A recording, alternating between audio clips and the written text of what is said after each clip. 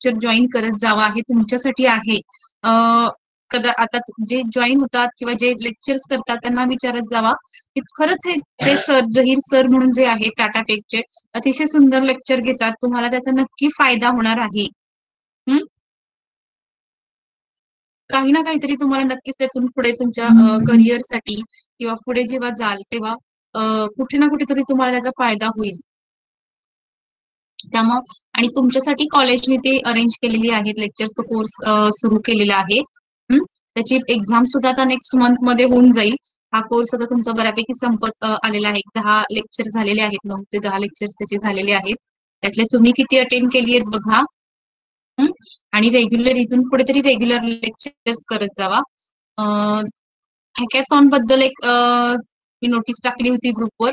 हॅकॅथॉनची concept तुम्हाला समजली असेल कदाचित वाचून, की तुमच्याकडे जर काही इनोव्हेटिव्ह आयडियाज असतील की जे आत्ताच्या काय म्हणू शकतो डे टू डे लाईफमध्ये त्या प्रॅक्टिकेबल आहेत किंवा जी एक्झिस्टिंग सिस्टीम आहे त्याच्यामध्ये काहीतरी तुम्ही इनोव्हेशन आणताय आणि त्यामुळे त्याच्या समाजासाठी किंवा कुठल्या तरी काय म्हणू शकतो आपण की एका स्पेसिफिक ग्रुपसाठी जसं आपण आपल्या सब्जेक्टशी रिलेटेड असेल आपल्या लॅब जसं प्रज्ञा शिंदेनी तो जो प्रोजेक्ट करतेय तो आपल्या मायक्रोबायोलॉजिस्टसाठी महत्वाचा आहे. काही जण करतील ते सोसायटीसाठी महत्वाचा असेल. येथे लक्षात त्या जे लोकांचं राहणीमान आहे ते त्यांचं थोडंसं स्टँडर्डनेस वाढवण्यासाठी किंवा त्यांच्या मध्ये काही म्हणजे आता जे प्रॉब्लेम्स आहेत ते ओव्हरकम करण्यासाठी नक्कीच तुम्ही काही जर इनोव्हेटिव्ह आयडियाज मांडत असाल, तुमच्या डोक्यामध्ये काही इनोव्हेटिव्ह आयडियाज असतील तर तुम्ही पुढे पुटअप करू शकता आणि हॅकॅथॉन थ्रू त्याला जर खरंच चांगली आयडिया असेल तर तुम्हाला मदत केली जाईल. मागच्या वेळी मला ते सांगितलं होतं. आज जहीर सरांनी तुम्हाला विचारलं होतं. थोडंसं त्याच्याबद्दल विचार करा. जॉईन व्हा. तुमच्यासाठी आहे तुमची पर्सनॅलिटी डेव्हलपमेंट किंवा ओव्हरऑल तुमची प्रोग्रेस व्हावी म्हणून कॉलेजचे वेगवेगळ्या ऍक्टिव्हिटीज रन करतोय. तुमच्यासाठी वेगवेगळे कोर्सेस तुमच्यासाठी आहेत. स्किल कोर्स असेल, डिप्लोमा असेल किंवा हा जो CPPLI चा कोर्स आहे, व्हॅल्यू ॲडेड कोर्स आहे. थोडंसं ते सिरियसली घ्या. तुमच्यासाठी आहे. तुमच्या करिअरला त्याची नक्कीच करिअर बिल्डअपसाठी त्याची नक्कीच मदत होईल. Okay. Now let's move on to our topic. Yesterday we have started enzyme kinetics. Okay. कधी बघितलं का मी शेअर केलेलं आहे लेनिंजरचं बुक आणि बायोकेमिस्ट्री बाय लेनिंजर आणि understanding of biochemistry by Palmer ही 2 बुक्स तुम्हाला मी शेअर केलेली आहेत. बघितलीत का? ऍटलिस्ट कालचा जो एन्झायमॉलॉजीचा आपण कायनेटिक्सचा जो पार्ट बघितला तर तो तरी ऍटलिस्ट लेनिंजर बुक मधून बघायचा.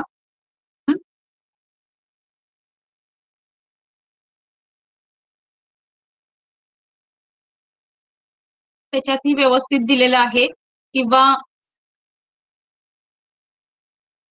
पामर आहे त्याच्यामध्ये पण डेरिवेशन चांगलं दिलेलं आहे. मी लेनिंजर रेफर केलेलं आहे त्यामुळे तुम्ही लेनिंजर वापरू शकता. फारसा चेंज नाहीये त्याच्यामध्ये. थोडंसं पामर मध्ये थोडंसं वेगळ्या प्रकारे डेरिवेशन दिलेलं आहे. थोडंसं आपण लेनिंजर हे स्टँडर्ड किंवा सगळेजण बायोकेमिस्ट्रीसाठी लेनिंजर रेफर करतात. सो मी लेनिंजर रेफर केलेलं आहे आणि त्यातलं डेरिवेशन यूज केलेलं आहे. तुम्ही लेनिंजर मधलं बघू शकता किंवा पामर जे आहे त्याच्यातलंही तुम्ही वापरू शकता. सो एक 2 मिनिटात आपण रिव्हिजन करूया. स्लाइड जर चेंज होत नसेल तर मला लगेच सांगायचे अनम्यूट होऊन स्लाइड चेंज होत नाहीये म्हणून.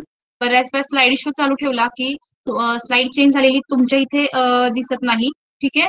आणि मुख्य म्हणजे दुसरं असं की lecture it should be interactive. सकाळी तुम्हाला त्या सरांनी जसं सांगितलेलं की तुम्ही पटकन इंटरॅक्शन करत नाही किंवा रिप्लाय देत नाही. शक्यतो तसं प्लीज करू नका. काही प्रॉब्लेम असेल समजलं नसेल तर त्याच्या तिथे लगेच अनम्यूट व्हायचंय आणि विचारायचं. Okay. So Michaelis Menten derived equation. These two scientists, Michaelis and Menten. Menten is lady who helped Michaelis for determine the different enzyme kinetics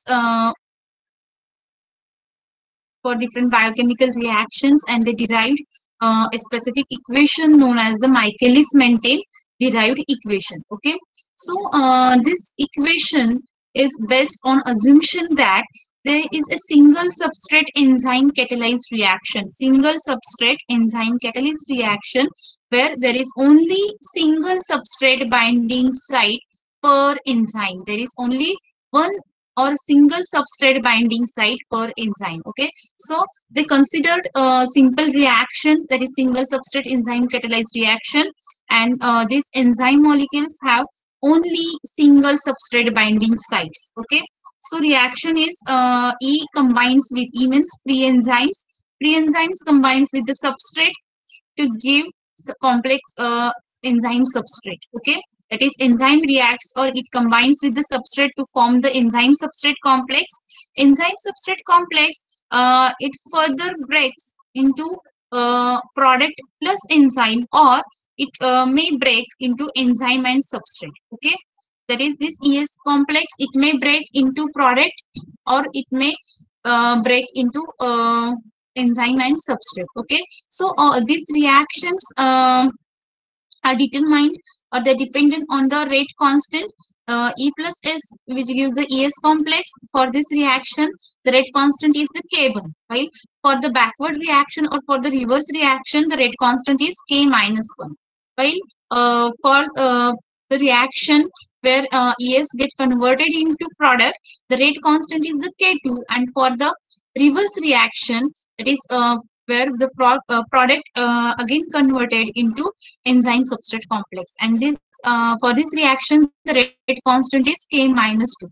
However, the investigations are restricted to only initial period of the reaction. Okay, and in this initial period of the reaction, there is product concentration is negligible, or in this reaction or in this phase of the reaction, the product just start to appear. Okay, and so here we ignore the concentration of product, or ignore the product, or we can ignore this reaction, that is product get converted into back ES complex. Okay, so in next step we don't consider the reverse reaction, that is where the product get back converted into enzyme complex. Okay, enzyme substrate complex. Again, here we determine the rate of the reaction for the formation of enzyme substrate complex, that is V1. V1 is equal to K1 into substrate concentration into enzyme concentration.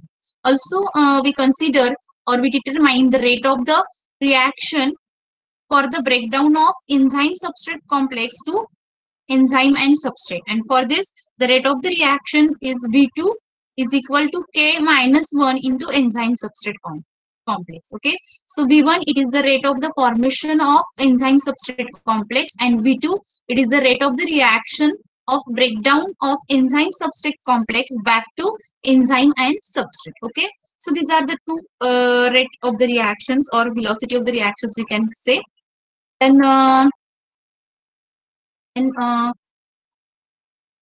we start for the derivation of the equation, where it starts from the V0. V0 means initial velocity is equal to K2 into ES. Okay, so initial velocity means initial velocity of the reaction or the initial rate of the reaction, it depends on this reaction, that is enzyme substrate complex breaks into product and enzyme. Okay, and the rate constant for this reaction is K2. Means what? This reaction or this state is considered as rate limiting state. Okay, that is the overall rate of the reaction. Overall, the rate of the reaction during initial phase or initial period is dependent on this state, that is ES get converted or ES breaks into product. Okay, समजतंय का मी काय सांगते? The ES it breaks into product and enzyme. This step is considered as a rate limiting step. Okay, rate limiting step means what? That is the rate of the overall this change, that is enzyme plus S, that is enzyme combines with substrate to give the enzyme substrate complex.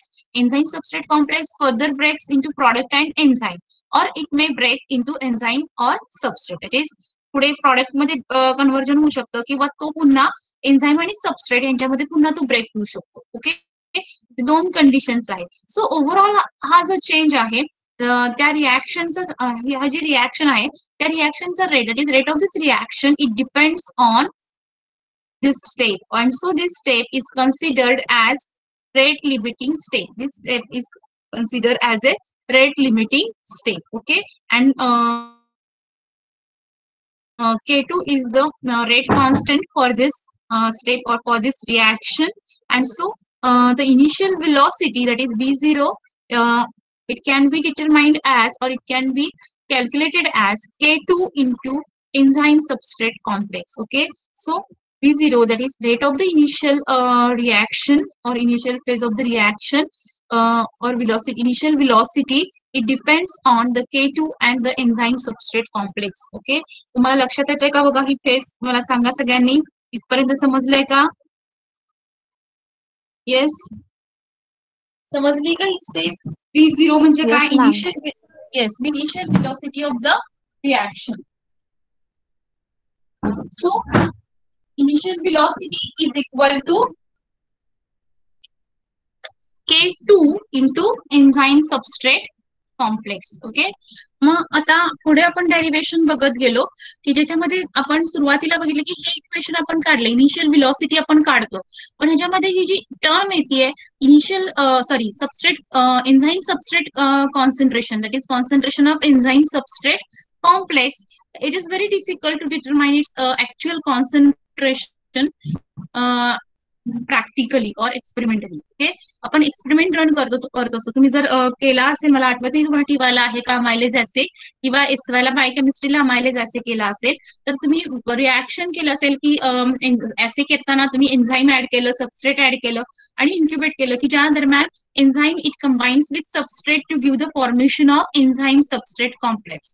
पण आपण practically enzyme substrate actually किती concentration आहे, actually किती complex तयार झालाय हे determine करू शकत नाही. Okay, and for this purpose we have to find the new term to be for introduce or to introduce in place of the enzyme substrate complex. Okay, and मग आपण total enzyme ही concept इथे introduce करतोय. So total enzyme, that is ET, is equal to enzyme free concentration of free enzyme plus concentration of enzyme substrate complex. Okay, कारण का total enzyme काय असणार आहे? Total enzyme म्हणजे काय की जे फ्री एन्झाईम आहे की जे अजून सबस्ट्रेटला बाइंड झाले नाहीये, प्लस जे सबस्ट्रेट बरोबर बाइंड झालंय त्यांची टोटल, त्यांची सम म्हणजेच ऑब्व्हियसली टोटल एन्झाईम कॉन्सन्ट्रेशन असणार. Okay, so this equation is rearrange to determine the concentration of free enzyme, that is free enzyme is equal to ET minus ES. आपण थोडंसं rearrange करून घेतलं त्याच्यासाठी, to determine the concentration of free or unbound enzyme. Okay, also because the substrate concentration is ordinarily far greater than total enzyme concentration. When we conduct the experiment, we use a very large concentration of substrate as compared to enzyme. Okay, enzyme पेक्षा substrate concentration हे खूप जास्त असतं, आणि मग enzyme बरोबर जेवढं substrate bind होईल, एन्झाईम आपण कन्सिडर करूया की it is fully saturated. Okay, एन्झाईमवर जेवढ्या सबस्ट्रेट बाइंडिंग साइट्स आहेत, जेवढ्या ऍक्टिव्ह साइट्स आहेत, त्या सगळ्या ऍक्टिव्ह साइट्स, तेवढ्या सगळ्या एन्झाईम मॉलिक्युलच्या ऍक्टिव्ह साइट्स काय झाल्या? सॅच्युरेट झाल्या, म्हणजे त्याची कपॅसिटी आता कम्प्लीट झालेली आहे, फुल झालेली आहे. तो आता फर्दर सबस्ट्रेट बरोबर कंबाईन होऊ शकत नाही. अशा कंडिशन मध्ये जर आपण त्या ES चं कॉन्सन्ट्रेशन बघितलं तर ES चं कॉन्सन्ट्रेशन किती असणार आहे? तर त्या एन्झाईमच्या कॉन्सन्ट्रेशन एवढंच असणार आहे, कारण का टोटल एन्झाईम आता सॅच्युरेट झालेला आहे, आणि total enzyme concentration it is very less as compare to total substrate or initial substrate concentration. Okay, substrate concentration जे सुरुवातीला इनिशियल सबस्ट्रेट कॉन्सन्ट्रेशन आपण वापरले त्याच्या कंपॅरिझन मध्ये total enzyme concentration is very low, आणि त्यामुळे त्या एन्झाईमला बाइंड झाल्यानंतर जो सबस्ट्रेट बाइंड झाल्यानंतर जो ES कॉम्प्लेक्स तयार होणार आहे, त्या ES कॉम्प्लेक्सचं कॉन्सन्ट्रेशन सुद्धा टोटल सबस्ट्रेट कॉन्सन्ट्रेशनच्या किंवा इनिशियल सबस्ट्रेट कॉन्सन्ट्रेशनच्या कंपॅरिझन मध्ये खूप कमी असणार आहे. ओके, मग हे एक अझम्पशन आपण जर मांडलं तर आपण ते पुढे इक्वेशन मध्ये लिहू शकतो, आणि त्याच्यामुळे बरेचसे टर्म्स ह्या सिम्प्लिफाय होतात. तो स्टेप 1 मध्ये आपण बघितलं की एक आपण इक्विलिब्रियम स्टेप इथे अश्युम करतोय. इक्विलिब्रियम स्टेप म्हणजे काय? That is the formation rate of the formation of ES complex is equal to the rate of the breakdown of ES complex. Okay, म्हणजे ES कॉम्प्लेक्सचं कॉन्सन्ट्रेशन हे कॉन्स्टंट राहतंय. ES कॉम्प्लेक्स एन्झाईम सबस्ट्रेट कॉम्प्लेक्सचं concentration constant राहतंय का?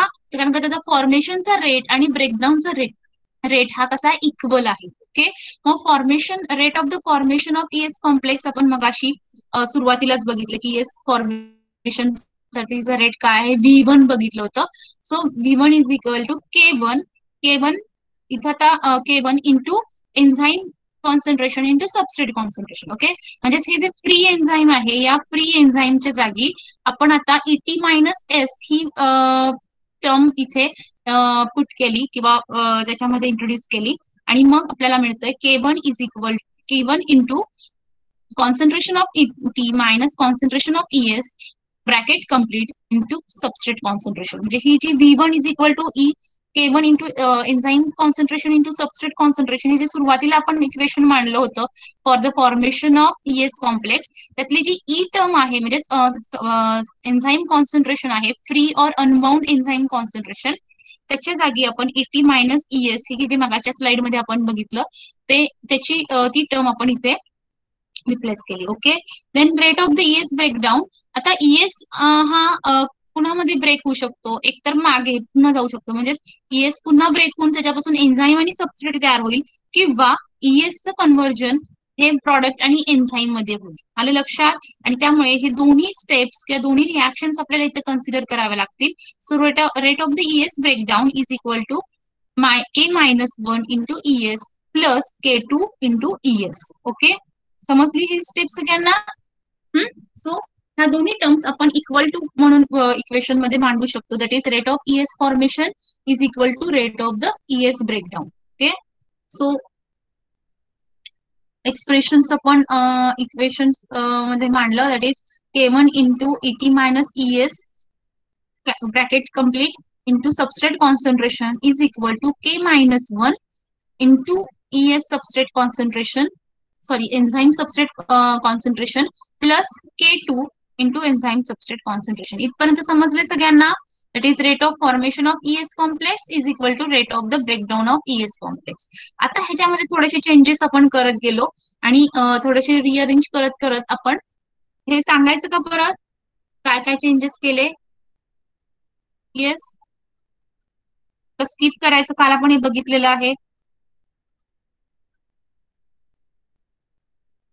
सांगा मला एकदा. जेवढ्या म्हणजे रिव्हिजन केली सांगू एकदा. ओके, सो हे दोन्ही इक्वेशन्स आपण समोरासमोर मांडून घेतले, कारण का rate of formation of ES complex is equal to rate of the breakdown of ES complex. म्हणजे त्याच्यासाठी जी इक्वेशन्स होती ती आता आपण एका समोर इज इक्वल टू करून घेतली. आले लक्षात? म्हणजेच काय तर K1 into in bracket ET concentration minus ES concentration bracket complete into S substrate concentration is equal to K-1 into enzyme substrate concentration plus K2 into enzyme substrate concentration. Okay, इथपर्यंत समजलंय सगळ्यांना? ओके, आता इथून आपण थोडस समजलंय का? इथपर्यंत समजले सगळ्यांना? समजलंय. Then we will go for next step. Yes, समजलंय? ओके, सो आता आपण थोडंसं इक्वेशन रिअरेंज करून घेऊया. रिअरेंज म्हणजे काय? That is here we open the bracket. Okay, here we open the bracket. So K1 into ET into S means K1 into total enzyme concentration into substrate concentration minus again K1 into enzyme substrate concentration into substrate concentration. Okay, so here we open the bracket, then is equal to K-1 into enzyme substrate concentration plus K2 into enzyme substrate concentration. So in this step we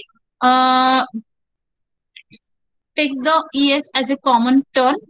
okay, so ES आपण बाहेर काढला आणि K-1 plus K2 into enzyme substrate complex concentration. Okay, ES concentration. Okay, so ह्या दुसऱ्या term मधून काय केलं आपण की ES कॉमन काढला आणि रेट कॉन्स्टंट एकत्र. Okay, now adding the term that is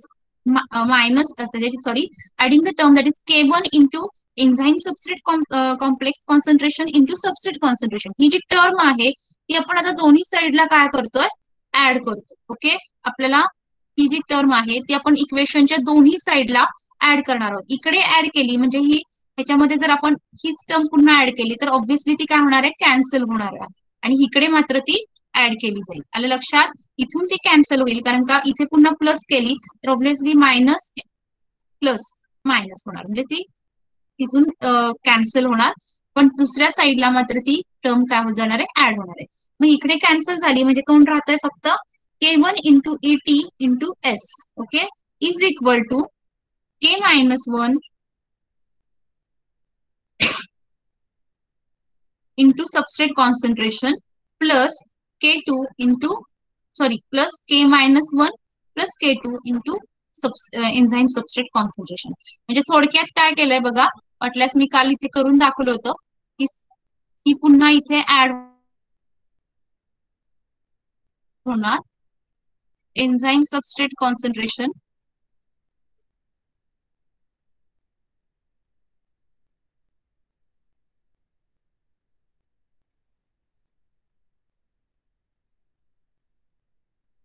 okay. So K1 नी ES ला मल्टिप्लाय करून घेतलं, K1 नी S ला मल्टिप्लाय करून घेतलं आणि त्याच्यानंतर मग ह्या दोन्ही टर्म मधून ES कॉमन काढला. इथे पण ES आहे आणि इथे ES आहे. सो ES आपण कॉमन काढला हा दोन्ही इथे. ओके, ES कॉमन काढला त्याच्यामुळे काय होईल बघा, राहणार आहे पाठीमागे S. मग K-1 into substrate concentration plus K2 plus K1. आलं लक्षात? समजतंय का बघा? एन्झाईम सबस्ट्रेट कॉन्सन्ट्रेशन आपण कॉम्प्लेक्स कॉमन काढला त्यामुळे राहतंय काय बघा, K-1 आहे तसाच plus K2 plus K1 into S. Okay, so solve this equation for enzyme substrate complex. आता ES साठी आपल्याला हे इक्वेशन तयार करायचंय, म्हणजेच काय तर ES is equal to. Okay, मग ES एका साईडला ठेवायचा आहे आणि ह्या बाकीच्या सगळ्या टर्म्स आपल्याला एका साईडला न्यायच्यात. तर ऑब्व्हियसली ES ह्या साईडला असेल तर ही जी पूर्ण टर्म आहे म्हणजेच K1 into substrate concentration plus K-1 plus K2 ही काय होणार आहे, ह्या साईडला जाताना डिनॉमिनेटर मध्ये जाईल. आलं लक्षात इथपर्यंत? It is this term is divided by this term. आलं लक्षात? So enzyme substrate complex is equal to K1 into ET into S divided by K1 into substrate concentration plus K-1 plus K2. Okay, so here we get the expression for enzyme substrate complex. Here we get the expression for the enzyme substrate complex.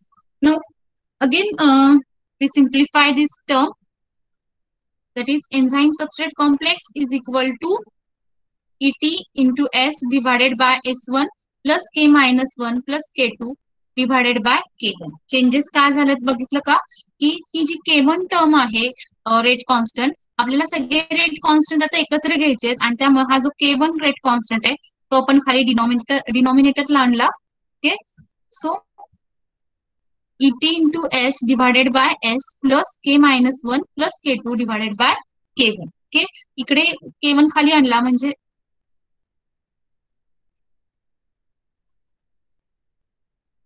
म्हणजेच काय होणार आहे, इकडचा K1 cancel होऊन जाणार, इकडचा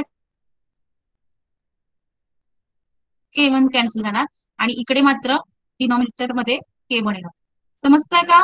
okay, so here we simplify this term, that is enzyme substrate complex is equal to ET into substrate concentration divided by substrate concentration plus K-1 plus K2 divided by K1. Okay, म्हणजे rate constant आपण इथे एकत्र सगळे आणलेले आहेत, K-1 plus K2 divided by K1.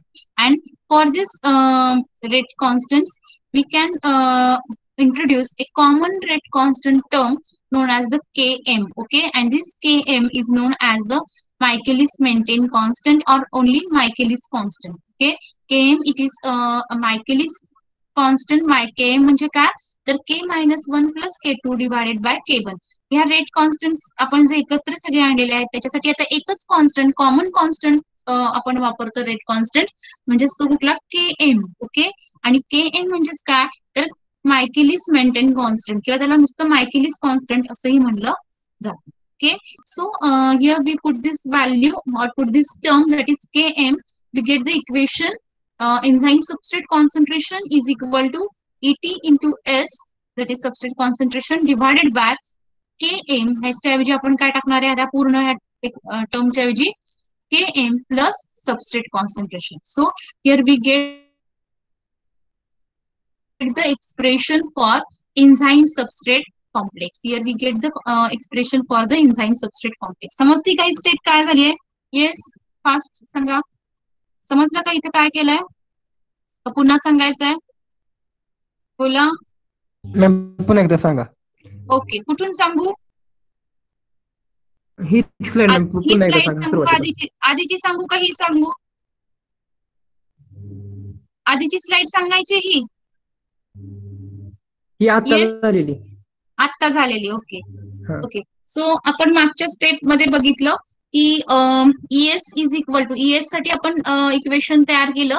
So आपल्याला equation कुठलं मिळालं बघा, ES is equal to K1 into enzyme total enzyme concentration into substrate concentration divided by K1 into substrate concentration plus K minus 1 plus K2. Okay, म्हणजे हे enzyme substrate complex concentration साठी म्हणजेच ES concentration साठी आपल्याला हे equation मिळालं. आता हे अजून सिंपल करायचे आपल्याला. सिंपल काय करायचंय, तर आपल्याला रेट कॉन्स्टंट एकत्र घ्यायचे, सगळे एकत्र काढायचे. मग आता रेट कॉन्स्टंट जर एकत्र करायचे असतील तर आपण इथे काय करतोय बघा, की हा जो K1 आहे तो आपल्याला इथे यांच्या बरोबर आणायचा आहे. तर आपण पूर्ण टर्मला K1 नी डिव्हाइड करायचं, म्हणजे वरती पण आणि खाली सुद्धा दोन्हीकडे आपल्याला K1 नी मल्टिप्लाय करावं लागेल. सो इथे वरती K1 नी मल्टिप्लाय केलं की ऑब्व्हियसली ती टर्म काय होणार आहे, कॅन्सल होणार आहे. इथे मल्टिप्लाय केलं की इथली टर्म सुद्धा कॅन्सल होणार आहे आणि इथे मात्र डिनॉमिनेटर मध्ये K1 आहे तसंच राहणार. ओके, समजलं इथपर्यंत? ही टर्म ही कॅन्सल होईल, ही कॅन्सल होईल, हा K1 इथला कॅन्सल होईल, हा इथला K1 कॅन्सल होईल आणि तो K1 आता इथे त्या टर्मच्या डिनॉमिनेटरला येणार आहे, की जेणेकरून आता हे सगळे रेट कॉन्स्टंट एकत्र आले. Okay, so here we get the expression for the ES complex concentration, that is concentration of ES is equal to total enzyme concentration into substrate concentration divided by substrate concentration plus K minus 1 plus K2 divided by K1. Okay, म्हणजे आता सगळे rate constants इथे एकत्र आलेले आहेत. आता ह्या rate constant दरवेळी वेगवेगळे कॉन्स्टंट घेण्याऐवजी मायकेलिस मेंटेननी ह्या पूर्ण टर्म साठी एक नवीन टर्म इंट्रोड्यूस केली, नवीन रेट कॉन्स्टंट इथे इंट्रोड्यूस केला आणि it is known as the Km. Okay, it is known as the Km, म्हणजेच काय, Km ला काय म्हणलं जातं, Michaelis Menten constant. Michaelis Menten constant. Okay, and Michaelis Menten constant is equal to K minus 1 plus K2 divided by K1. Okay, Km is equal to K minus 1 plus K2 divided by K1. So ही जी value आहे Km ती आपण आता equation मध्ये इथे put केली. So here we get the equation enzyme substrate concentration is equal to ET, that is total enzyme concentration into substrate concentration divided by Km plus substrate concentration. म्हणजे आता ह्या रेट कॉन्स्टंटच्या ऐवजी आपण तिथं Km फक्त टाकलेलं आहे, बाकीचं इक्वेशन आहे तसंच राहिलं. ओके, समजलं इथपर्यंत? समजलं का? समजले. Let's move on next step, that is step 4. Now here we can now express the V0 in terms of the enzyme substrate complex. आपण सुरुवातीला बघितलं होतं इनिशियल व्हेलॉसिटी साठी equation, that is initial velocity means V0 is equal to K2 into ES. मग ES आपल्याला measurable नाहीये म्हणून आपण हा आताचा सगळ्या स्टेप्स किंवा हा उपद्व्याप केला असं म्हणूयात की ES साठी एक्सप्रेशन मिळालं. ओके, ES साठी हा एक्सप्रेशन मिळवून घेतलं कुठल्या टर्म्स मध्ये, तर ज्या मेजरेबल आहेत. कारण का डायरेक्टली ES आपण मेजर करू शकत नाही, मग ES साठी आपण मेजरेबल जे टर्म्स आहेत त्याच्यामध्ये त्याचं एक्सप्रेशन मिळवलं. That is ES is equal to E2 into substrate concentration divided by Km plus substrate concentration. Total enzyme आपल्याला माहिती आहे, आपण रिॲक्शन मध्ये किती एन्झाईम टाकलाय. इनिशियल सबस्ट्रेट कॉन्सन्ट्रेशन म्हणजे काय, ते इनिशियल सबस्ट्रेट कॉन्सन्ट्रेशन आहे ते सुद्धा आपल्याला माहिती आहे, तेही आपण डिटरमाइन करू शकतो. ओके, सो ह्या नोन टर्म्स किंवा नोन एक्सप्रेशन्स माहिती असलेल्या ह्याच्यामध्ये आपण ES मिळवलेला आहे. So here we put the value, or sorry, here we put the expression of ES in this equation, that is V0 is equal to K2 into ES. ES साठी आपण आता expression मिळवलेलं आहे, ते एक्सप्रेशन आपण आता ES च्या ठिकाणी टाकलं. Okay, so V0 means initial velocity is equal to K2 आहे, तसंच K2 घेतला. आता ES साठी जे एक्सप्रेशन मिळवलंय ते इथं आपण पुट केलं. Okay, so total enzyme concentration into substrate concentration divided by Km plus substrate concentration. Okay, so here we put the expression or for ES value or the ES साठी जे expression मिळवलं ते आपण इथे टाकलं. Okay, so here we get the equation for initial velocity. समजलं इथपर्यंत? Now this equation it can be further simplified. आता हे अजून आपण सिम्प्लिफाय करू शकतो. As we know, the maximum velocity it occurs when the enzyme is fully saturated with substrate. That is, with this assumption we can write total enzyme substrate concentration is equal to total enzyme concentration. आता maximum, आता आपण initial velocity बघतोय किती कमी असू शकते. आता आपल्याला मॅक्झिमम व्हेलॉसिटी बद्दल विचार करायचा आहे. मॅक्झिमम व्हेलॉसिटी केव्हा मिळेल आपल्याला, केव्हा अचीव्ह होईल त्या रिॲक्शन मध्ये, जेव्हा कधी फुल किंवा मॅक्झिमम व्हेलॉसिटी तिथं आलेली असेल. तर मॅक्झिमम व्हेलॉसिटी ही केव्हा मिळणार आहे आपल्याला, की जेव्हा त्यामध्ये जे टोटल एन्झाईम आहे ते total enzyme it is completely or fully saturated with the substrate. Enzyme, सगळ्या एन्झाईम मॉलिक्युल्सच्या मॉलिक्युल्सवरच्या ऍक्टिव्ह साइट्स किंवा सबस्ट्रेट बाइंडिंग साइट्स ह्या आता सबस्ट्रेटनी सॅच्युरेट झालेल्या आहेत, सबस्ट्रेट बरोबर बाइंड झालेल्या आहेत. आता इथून पुढे कितीही सबस्ट्रेट कॉन्सन्ट्रेशन वाढवलं तरी ते एन्झाईम्स त्या सबस्ट्रेटला बाइंड होऊ शकत नाही, कारण का एन्झाईम्सकडे ऍक्टिव्ह साइट्स किंवा सबस्ट्रेट बाइंडिंग साइट शिल्लकच नाहीयेत त्या सबस्ट्रेट बरोबर बाइंड व्हायला. इथे लक्षात, enzyme is fully saturated with substrate. Active site सगळ्या त्या जेवढे काही एन्झाईम मॉलिक्युल्स आहेत त्या सगळ्या एन्झाईम मॉलिक्युल्सच्या ऍक्टिव्ह साइट्स आता हे सबस्ट्रेट बरोबर बाइंड झालेल्या आहेत. त्यामुळे enzyme completely or fully saturate झालेला आहे. मग अशा वेळी एन्झाईम किंवा ती रिॲक्शन मॅक्झिमम व्हेलॉसिटी, त्या रिॲक्शन मध्ये मॅक्झिमम व्हेलॉसिटी अचीव्ह केली असं आपण म्हणू शकतो. कारण का याच्यापेक्षा व्हेलॉसिटी वाढेल का, नाही. एन्झाईमची कपॅसिटी वाढलेली संपलेली आहे, तो अजून सबस्ट्रेट ला बाइंड होऊ शकत नाही. म्हणजेच काय, तर ह्याच्यापेक्षा व्हेलॉसिटी आता वाढू शकत नाही. It's a maximum velocity for this reaction. Okay, इथपर्यंत समजलंय सगळ्यांना? सो अशा स्टेजला मग total enzyme concentration it is equal to enzyme substrate concentration. Okay, जेवढं काही एन्झाईम आहे तेवढं सगळं त्या सबस्ट्रेट बरोबर बाइंड झालेलं आहे. म्हणजे त्या सगळ्या एन्झाईमचा एन्झाईम सबस्ट्रेट कॉम्प्लेक्स तयार झालेला आहे असं इथं कन्सिडर केलं. म्हणजेच काय, तर concentration of enzyme substrate complex is equal to concentration of total enzymes. ही अझम्पशन समजलंय का? एक अझम्पशन इथं मांडलेलं आहे. हे अझम्पशन समजलं का सगळ्यांना? Yes, that is concentration of enzyme substrate complex is equal to concentration of total enzyme. जेवढं काही टोटल एन्झाईम आहे तेवढाच आता ES कॉम्प्लेक्स तयार झालेला आहे. आलं लक्षात? And so Vmax it can be defined as K2 into ET. म्हणजे Vmax कधी मिळेल आपल्याला, मग अशा आपण V0 बद्दल बोललो. V0 is equal to K2 into ES. Okay, V0 is equal to K2 into ES. पण ES म्हणजेच काय, ET झालाय. आता जेव्हा ES हा ET होईल, म्हणजेच ESचं कॉन्सन्ट्रेशन हे टोटल एन्झाईमच्या कॉन्सन्ट्रेशन एवढं होईल, तेव्हा V0 हा Vmax होईल. आलं लक्षात? समजतंय का मी काय बोलतेय?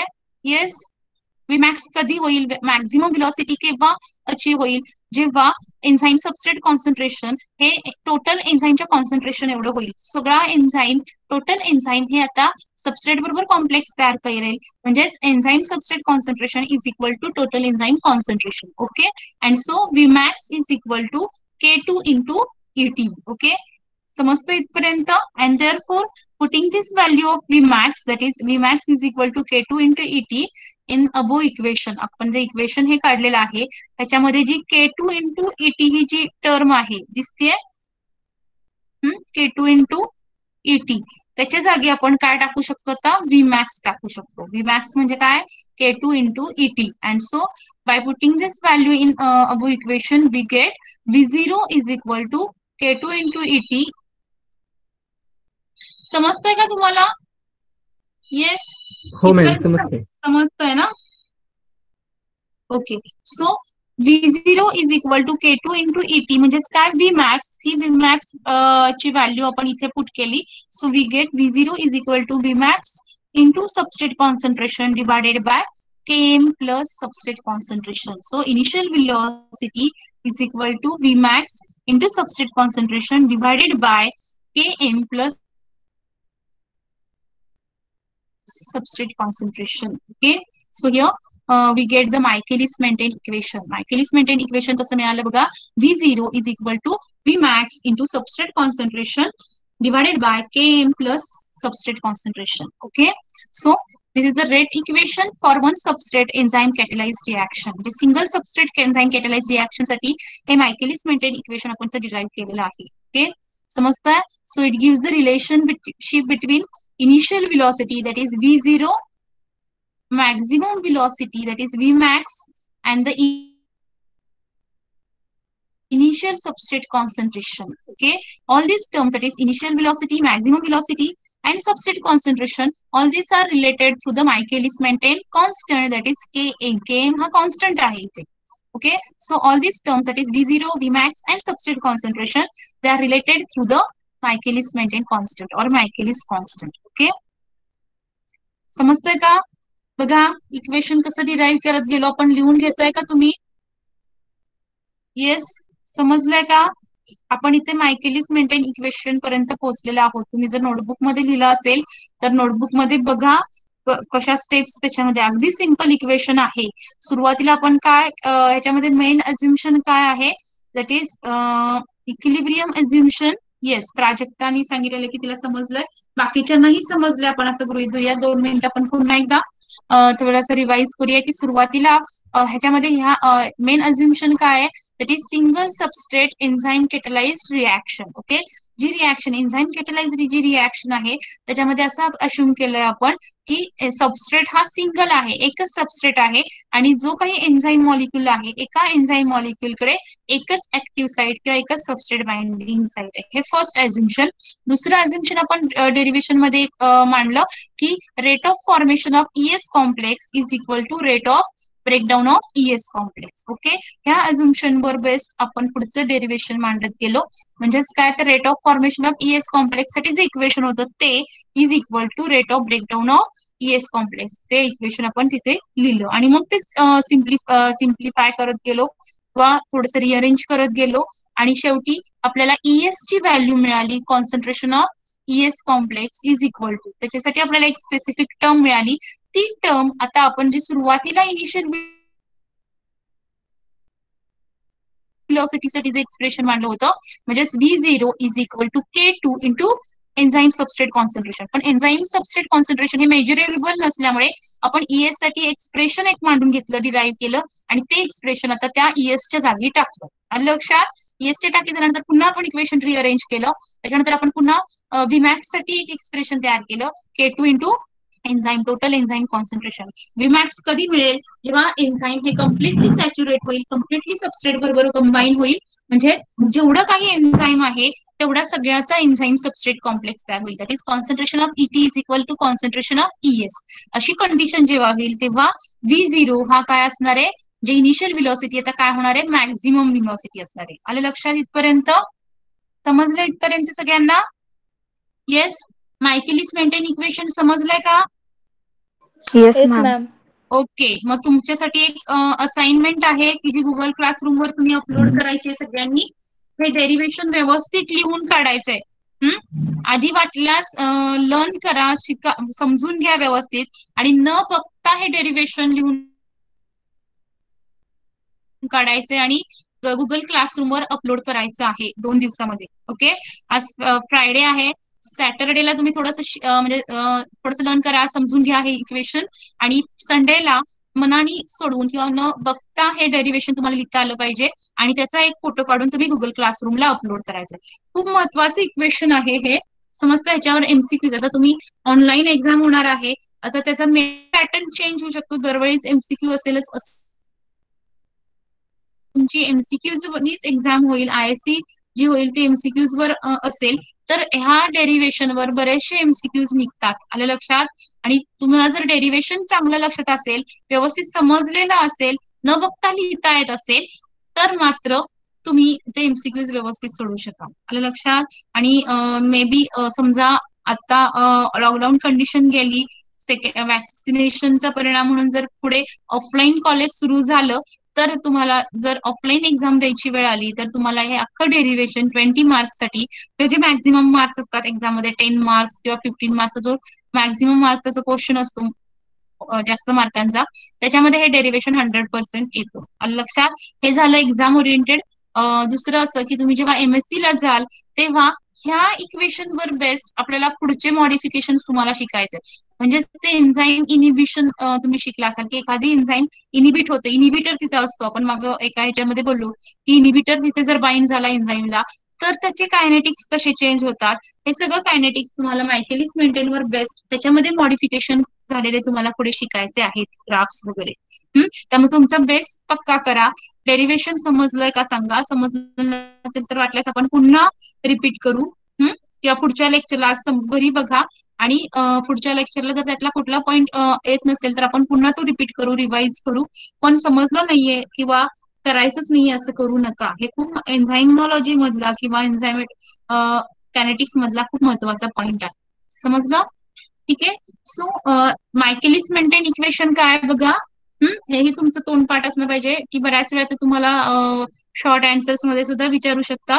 V0 is equal to V max into substrate concentration divided by Km into substrate concentration. Substrate concentration हे इनिशियल सबस्ट्रेट कॉन्सन्ट्रेशन आहे. Okay, so this equation it gives the relation between initial velocity V0, V max and substrate concentration, initial substrate concentration, and all these terms are related through the constant known as the Michaelis constant, that is Km. Okay, and Km has the unit of molar concentration. Molar concentration मध्ये Km हे express केलं होतं, त्याचं reason आपण नंतर बघूयात पुढच्या slide मध्ये.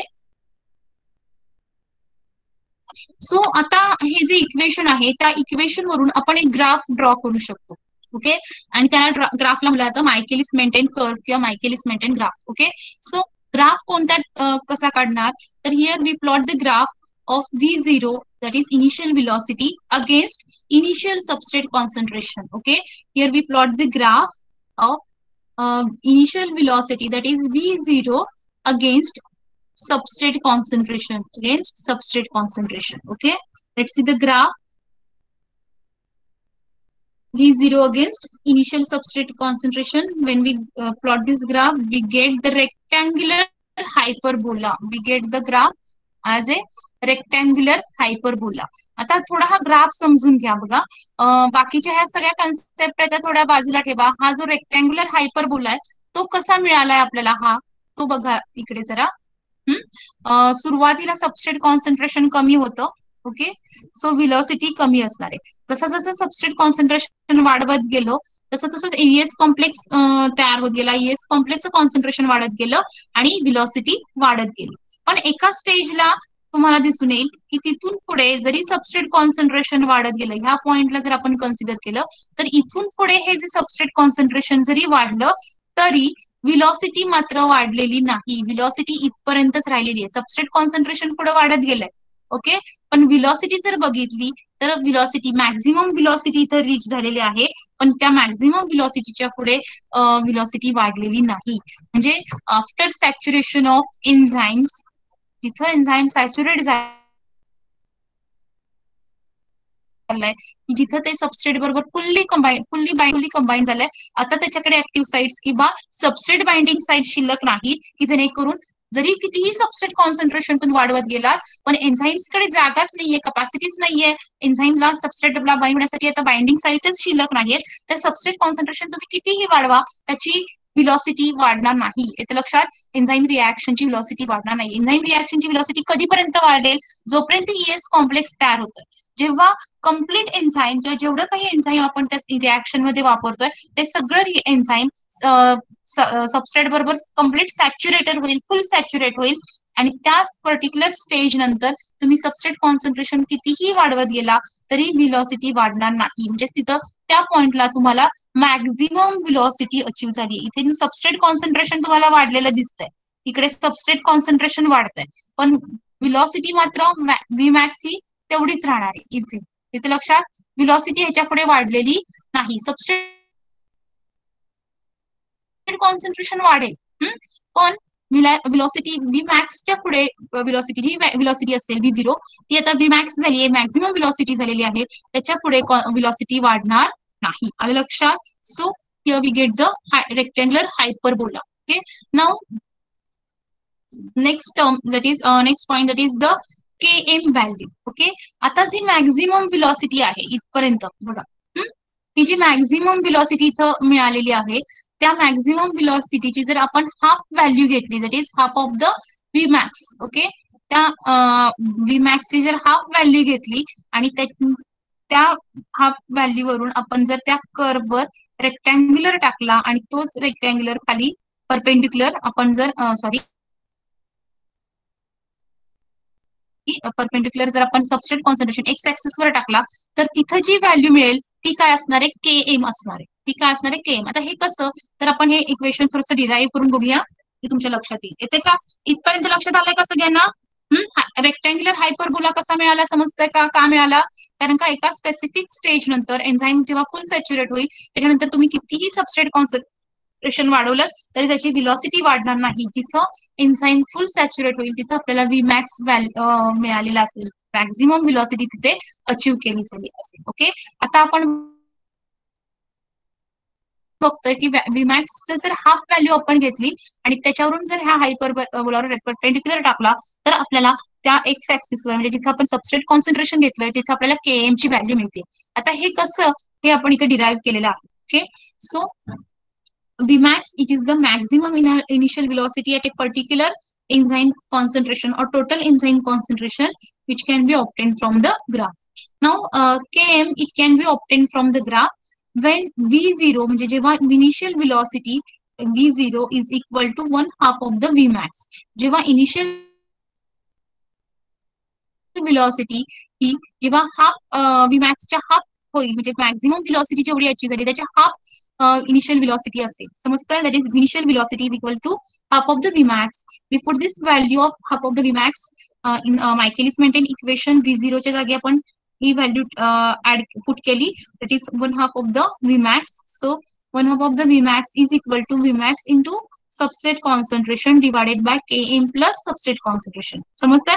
मायकेलिस मेंटेन इक्वेशन आहे तसंच ठेवलं, फक्त जे V0 आहे त्याच्याऐवजी आपण त्याची Vmax ची हाफ व्हिलॉसिटी तिथे पुट केली, that is half of the Vmax. Okay, so half of the Vmax is equal to Vmax into substrate concentration divided by Km plus substrate concentration. Okay, so here थोडंसं equation आपण simplify, तर Vmax 1 divided by 2 into Vmax आहे. So 2 इकडे नेलं आणि ही value इकडे घेतली, म्हणजे क्रॉस मल्टिप्लिकेशन केलं तर Vmax into Km plus S is equal to 2 into Vmax into S. Okay, so 2 into Vmax म्हणजे त्यातला एक Vmax कॅन्सल होणार आहे आणि हे ब्रॅकेट ओपन करून घेतलं, Km into Vmax plus Vmax into substrate concentration is equal to 2 into Vmax substrate concentration. Okay, so आपण ही टर्म जी आहे Vmax into substrate concentration इकडे मायनस केली,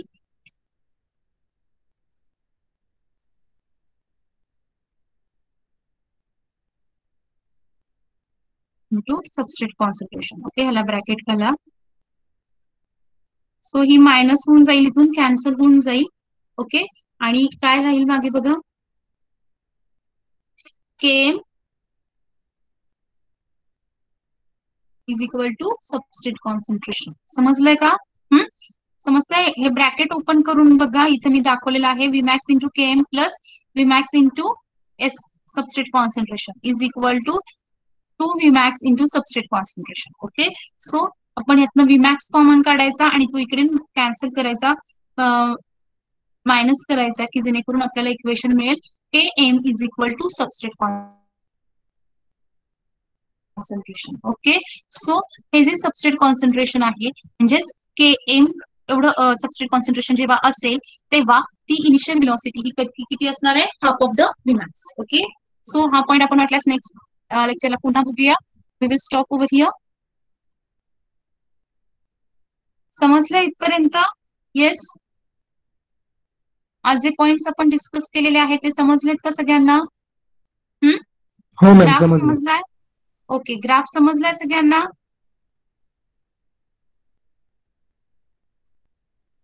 ग्राफ समजला का?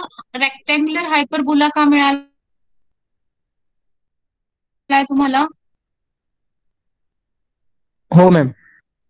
ओके, बाकीच्यांनाही बोलायचं आहे. मी नेहमी तुम्हाला सांगते की बोलत जावा किंवा थोडासा रिप्लाय द्यायला शिकायचं आहे, रिस्पॉन्स द्यायला शिकायचं आहे. तुम्ही ऍज अ आता ग्रॅज्युएट स्टुडंट्स म्हणून बाहेर पडणार आहात 1-2 महिन्यांनी. ओके, काही जण तुमचे हायर एज्युकेशनसाठी जाल, काही जण जॉब कराल, तेव्हा तुम्हाला थोडंसं तुमच्यामध्ये चेंजेस होणं गरजेचं आहे. प्राजक्ता नाही समजलं. Km is equal to half of the Vmax म्हणजे सबस्ट्रेट कॉन्सन्ट्रेशन हा पॉइंट समजला नाही का कडचा? येस, हे इक्वेशन मॅम समजलं ग्राफ नाही का? समजलं नाही. ग्राफ समजलं नाही. ग्राफ, हे खालचं इक्वेशन समजलं? हो, ते समजलं. ओके, ग्राफ बघा. ग्राफ आता ही तुम्ही तुम्हाला नंतर दाखवेन, हे आता लक्षात घेऊ नका. आपण जो हा रेक्टँग्युलर हायपरबोला आहे तो कन्सिडर करायचा. रेक्टँग्युलर हायपरबोला हा जो असा ग्राफ घेतलाय. ओके, सो सुरुवातीला जेव्हा इथे सबस्ट्रेट कॉन्सन्ट्रेशन असेल, कमी सबस्ट्रेट कॉन्सन्ट्रेशन, जसं जसं आपण इथे कॉन्सन्ट्रेशन वाढवत गेलो बघा, कॉन्सन्ट्रेशन इथून वाढत जाईल, तसं तसं इथं या एका स्पेसिफिक पॉइंट पर्यंत सबस्ट्रेट आपण ऍड केला त्या रिॲक्शन मध्ये, की एन्झाईमची त्या रिॲक्शनची व्हेलॉसिटी वाढलेली दिसेल. का? की एन्झाईम जोपर्यंत त्या सबस्ट्रेटला बाइंड होईल तोपर्यंत त्याची रिॲक्शनचा रेट वाढत जाईल किंवा रिॲक्शनची व्हेलॉसिटी वाढेल. पण एका स्पेसिफिक स्टेजला काय होणार आहे बघा, की जिथं सबस्ट्रेट आपण ऍड केलंय आणि त्या सबस्ट्रेट ऍडिशनमुळे आता एन्झाईम फुल्ली सॅच्युरेट झालाय. सपोज 50 एन्झाईमचे मॉलिक्युल्स आहेत आणि 50 एन्झाईम्सकडे प्रत्येक एन्झाईम मॉलिक्युल्सकडे एक ऍक्टिव्ह साईट आहे किंवा सबस्ट्रेट बाइंडिंग साईट आहे. मग 50 एन्झाईम्स मॉलिक्युल जेव्हा 50 सबस्ट्रेट मॉलिक्युल्स बरोबर बाइंड होईल, ऑब्व्हियसली ते एन्झाईम्स फुल्ली सॅच्युरेट होणार आहेत. आता 51वा सबस्ट्रेट मॉलिक्युल टाकला आपण, 52वा सबस्ट्रेट मॉलिक्युल टाकला, तरी तो बाइंड व्हायला एन्झाईम अवेलेबल आहे का? नाही. आलं लक्षात? त्यामुळे इथून तुम्ही कितीही सबस्ट्रेट कॉन्सन्ट्रेशन वाढवलं तरी व्हेलॉसिटी वाढणार नाही. इथून व्हेलॉसिटी वाढलेली दिसत नाही बघा. इथून पुढे सबस्ट्रेट कॉन्सन्ट्रेशन वाढत गेलं तरी इथून हे सबस्ट्रेट कॉन्सन्ट्रेशन वाढतंय, पण व्हेलॉसिटी मात्र कॉन्स्टंट राहिलीये. इथं दिसते सगळ्यांना कॉन्स्टंट राहिलीये व्हेलॉसिटी. का? कारण का एन्झाईम फुल सॅच्युरेट झालेले आहेत, त्यांच्याकडे आता सबस्ट्रेटला बाइंड व्हायची जागा किंवा ऍक्टिव्ह साईट किंवा सबस्ट्रेट बाइंडिंग साईट नाही. आणि त्यामुळे तुम्ही कितीही सबस्ट्रेट मॉलिक्युल तिथून पुढे वाढवत जावा, एन्झाईम्स त्या सबस्ट्रेटला बाइंड होणार नाही आणि त्यामुळे त्याची व्हेलॉसिटी वाढणार नाही. व्हेलॉसिटी कधीपर्यंत वाढेल? म्हणजे सुरुवातीला 50 एन्झाईम मॉलिक्युल्स आहेत, 4 सबस्ट्रेट टाकले, एन्झाईम्स त्या सबस्ट्रेट बरोबर बाइंड होईल, रिॲक्शन रेट वाढलेला दिसेल. 8 सबस्ट्रेट मॉलिक्युल टाकले, रिॲक्शन रेट अजून वाढेल. 12 सबस्ट्रेट मॉलिक्युल टाकले, अजून एन्झाईम्स मॉलिक्युल शिल्लक आहे, त्यामुळे ते लगेच सबस्ट्रेट बरोबर बाइंड होईल, रिॲक्शन वाढलेली दिसेल. 50 एन्झाईम मॉलिक्युल्स आहेत, 50 सबस्ट्रेट टाकले, रिॲक्शन वाढली, रेट वाढला. पण 51वा मॉलिक्युल टाकला, रिॲक्शनचा रेट वाढणार नाही, व्हेलॉसिटी वाढणार नाही, कारण का आता एन्झाईम्सकडे बाइंडिंग साईट शिल्लक नाही. आता व्हेलॉसिटी तेवढीच राहील. एन्झाईम्स त्याच्या कपॅसिटीने तेवढ्याच कपॅसिटीने काम करू शकतो. आलं लक्षात? जेवढ्या त्याच्याकडे बाइंडिंग साईट आहे तेवढ्याच त्या सबस्ट्रेटला तो बाइंड होईल. समजतंय का? आणि त्यामुळे इथपर्यंत रिॲक्शन रेट वाढलेला दिसतो. इथून मात्र स्टेशनरी फेज म्हणजेच कॉन्स्टंट व्हेलॉसिटी तुम्हाला दिसेल. तुम्ही पुढे किती सबस्ट्रेट वाढवा, कॉन्सन्ट्रेशन सबस्ट्रेटचं वाढवा, व्हेलॉसिटी वाढणार नाही. ओके, समजलं इथपर्यंत? वाटल्यास आपण हा पॉइंट नेक्स्ट लेक्चरला पुन्हा रिपीट करूया. Okay okay, we will stop over here. Thank you.